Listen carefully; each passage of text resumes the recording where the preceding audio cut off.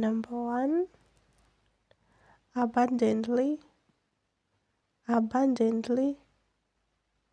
In Shona, zvakawanda, zvakawanda.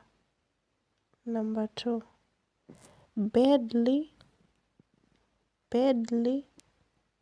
In Shona, zvakaipa, zvakaipa. Number 3, cleverly, cleverly. In Shona, zvakachenjera, zvakachenjera. Number 4, easily, easily.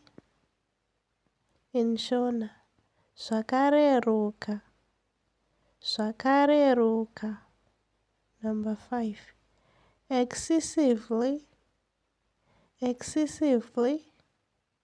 In Shona, zvakapfuuridza, zvakapfuuridza.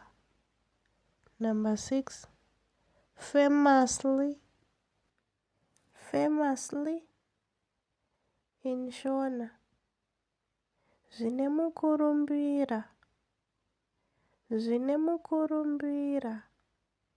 Number 7, honestly, honestly.